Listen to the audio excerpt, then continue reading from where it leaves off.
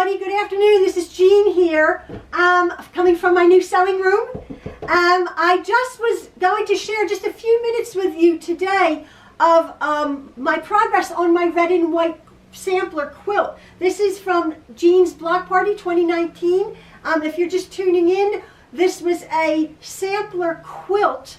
I chose to do mine in red and white. A sampler quilt is every block is different. So this is a block, this is a block. There are 42 blocks in this quilt. Every single one of them is different. And then I use the same exact sashing, which is between the blocks, and this little white cornerstone to accent each block. I have finished piecing my top. I had made all of the 42 blocks in my block party. If you want to look it up on my playlist, there is a video for every single block, an in-depth tutorial for each and every block. So I've put my quilt together, the top. I'm so thrilled about it.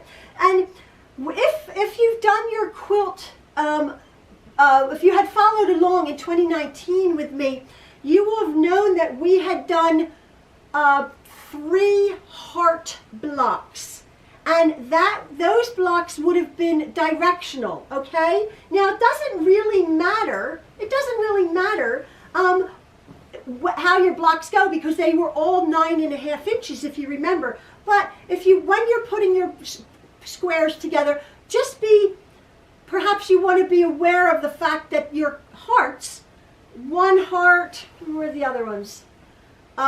This 1, 2, and 3 here are all going the same way, if that bothers you. If not, then do it however you want. And again, the fun part of putting a sampler quilt together, even though we all made the exact same blocks, is every single quilt's going to look completely different because your configuration is going to be however you want it.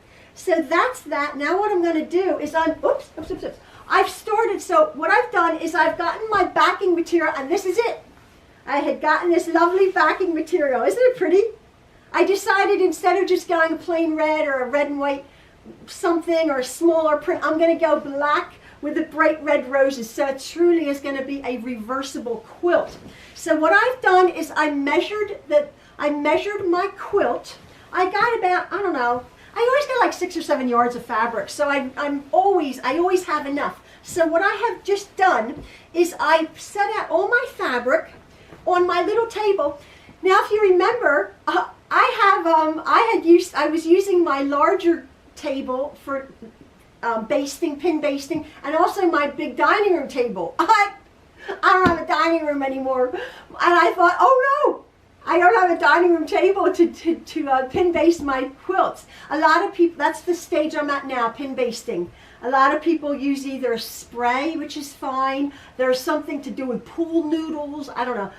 I'm thinking this is the first time I'll be doing it. I'm just doing it on this small cutting table here. This is how I do it, and I don't think I'm going to have a hard time at all. I have always used a table to baste my quilts. I have never ever crawled around on the floor or used tape or anything like that. So this is how I'm doing it. So I got my fabric, and I'm laying out, making sure that the length of my quilt from top to bottom. So my hearts, I'm going to go by my hearts. It was this way. So I'll just do it. I've already cut this piece. So I've laid out my fabric, and I always allow, this is for 1/2 because I have to piece my backing. I always allow a good 5 or 6 inches at the top, because when you're smoothing your top, when you sandwich your quilt together, when you're smoothing your top, it really does stretch. And you will notice even if you allow like 2 inches, you may like go right up to the nth degree. So I like to do it as I do. I like to allow myself a lot. So like I say, about 5 or 6 inches at the top. Now all I'm going to be doing in this video, because I have some things to do, is I'm going to show you how I'm going to piece my back. And I wanted to show you how I'm going to do this because it has a print that I have to match, and that again you need to allow much more fabric. It's like wallpaper matching. There's matching points. to make up to do this floral. So at first what I did is I laid out my quilt top, and I've already done this, but I've just put this along here like this, and there is my bit, there's my piece here, okay, as you can see. And again, another 5 or 6 inches at that end. I've already just cut that. Now, what I'm going to do, it's all right, my floor's clean. What I'm going to do is I'm going to lay that out. Now, here's my other piece. Here's my other piece of fabric. Now, I want to come to this bit here. I want to come to the top. And I see that right now, you can't see it, but my roses are sort of directional. They're sort of going that way. So that's the side there. Whoops. So what I'm going to do is I'm going to find this side here. And I'm going to find where the roses match up. And usually you have to go in about, you have to sort of go up or down to find the pattern match. So my roses here, I look to see where my roses are, and sometimes you have to cut off 3 or 4 inches. So I'm just looking. So I've done it wrong. This is going up. This one, I'm just seeing, I have to turn it around. Now see? And I have to go, I have to look carefully. That's it, that my pattern match is the same. Now, I don't know, would somebody be really noticing? Yeah, that's right, that's better. So now what I'm going to do is I'm going to find the roses that go up and the ones that go down, and there it is. And I'm going to fold it around like this.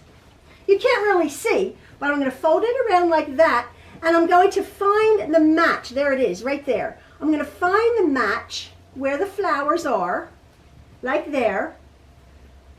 It's there and there, as you can see. Here's the bottom piece, and there's the top, and there's my match right there. So I'm going to have to cut off there about 4 inches of this here, and then I can match it along.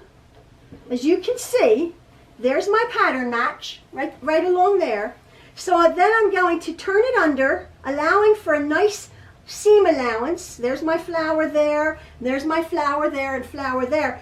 And then I'm going to cut off. I'm just going to eyeball. I'm going to cut off. Now this one is about 2 inches I cut off. So I'm just going to cut off about 2 inches here of this one, and then my seam allowance, I do about 1 inch seam allowance on the back of my backing fabric, and then I find exactly how much I want to cut off of the underneath part, which again, I hope this makes sense to you. It makes sense to me. I don't know if it makes sense to you. Again, it's about 4 inches I have to cut off of this one to match up the middle of that rose right there. I hope that makes sense to you. So I'll just cut that off. In fact, I'll just cut it and I'll rip it, because then I get a nice straight cut, a nice straight rip. And then I just put the right sides together, the pretty sides together of the 2 ripped parts, and I do a nice, a good inch seam. I'll have cut off the seam, the selvage, of course. I'll do a nice vertical seam. I do vertical seams. A lot of people do a horizontal seam. I do a vertical seam, and then my pattern will match. All of my flowers will match there. So that's how I'm going to do it. So I'm going to cut off about 4 inches there, and about 3 inches over here. And I know my pattern will match. I just wanted to share something with you. Let me just get all this up here. I just want to come over here. I want to show you what I had made the other day. I had made this the other day. I'll just put this down here. Again, my floor is clean. I had made these the other day. And if you can see, they're sort of like my tool holders. And I have done they're like made out of card. This was my prototype, this one here. I didn't know what I was doing. I saw a picture of one and I thought, oh, I can do that. I messed about. I had gotten a bunch of boxes of cardboard from when we moved. And so that's what this is here. I messed about with it, and then I sort of didn't know what I was doing, and I made it a bit smaller, whatever. But this one I've done an actual tutorial on my Patron account here. If you want to see, it's about a 45-minute, 50-minute tutorial on how to make this one here. What I've done is I've made it so that if you were going away somewhere, you can just put it down, like if you're going to a retreat or you're going to go somewhere else to quilt. It has cardboard in it, and it has sort of this built-in pin cushion here. And again, I explain in my tutorial on my Patreon for patrons who contribute to me that you can customize it. You can make all sorts of different pockets. This one has a larger ruler. And again, this one I just used cardboard from my layer cakes, my 10-inch squares. You can make them any size. I sort of just give you a general idea. But this is the size, and this is the tutorial on what I've made. So if you want to go see me make this tutorial, it's on my Patreon. It's www.patreon.com/JeanTruelove123. And that, what I'm doing over there is people have left me a tip in my tip jar every month, and I am doing exclusive videos for my patrons who are very generously contributing, so I can continue making my videos over on YouTube, which I do for free, of course. So then about once a month I do a video, and this is the video of the month. It is a long tutorial because it wasn't a simple little project, but I figured it out. And yeah, so many of my patrons are like, oh, thank you so much for showing me, we'll make them. So this one I sort of figured out. I'm sure I could get it better, but I think the tutorial is pretty good, having don't have a pattern and I didn't know what I was doing. So that's that. That's what I've been doing. I'm going to make the backing for my red and white quilt, and maybe my next video, that's how I match up my pattern match. Maybe my next video I'll show you how I actually am pin basting my quilt together. Show you how I do it on a small table. That's how I do it. Hopefully it'll work. So anyway, just a few minutes, folks. I just wanted to stop in and say hello to you and thank you again. Working away in my lovely sewing room, and yeah, I will be back. All right, have a lovely day, everybody.